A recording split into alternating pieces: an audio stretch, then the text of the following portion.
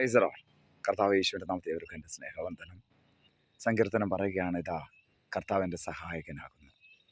കർത്താവിൻ്റെ പ്രാണനെ താങ്ങുന്നവരോട് കൂടെയുണ്ട്. അതെ, നമ്മുടെ ജീവിതത്തിൽ ദൈവം നമ്മുടെ സഹായകനാണ്. മനുഷ്യൻ്റെ സഹായം ദൈവത്താലാണ്. ദൈവമാണ് മനുഷ്യനെ സഹായിക്കുന്നത്.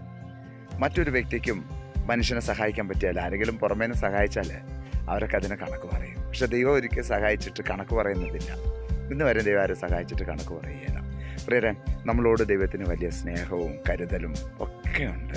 നമ്മൾ എന്താ ചെയ്യേണ്ടതെന്ന് അറിയാമോ? ഒന്ന്, ദൈവത്തോട് പ്രാർത്ഥിക്കണം. രണ്ട്, ദൈവത്തെ സ്നേഹിക്കണം.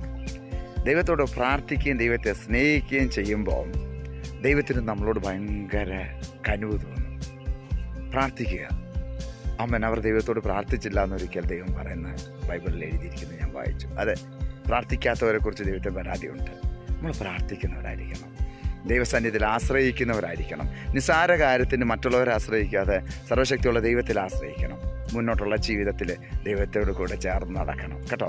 ദൈവം എല്ലാവരും സഹായിക്കും. ദൈവത്തിന് വലിയ കാര്യങ്ങൾ ചെയ്യാനുണ്ട്. അതുകൊണ്ട് ദൈവം നിങ്ങളെ ഏത് വിധത്തിലും സഹായിക്കാൻ തയ്യാറാണ്. കർത്താവ് നമ്മളെ സഹായിക്കും, കാക്കും, കരുതും, പരിപാലിക്കും. God bless you.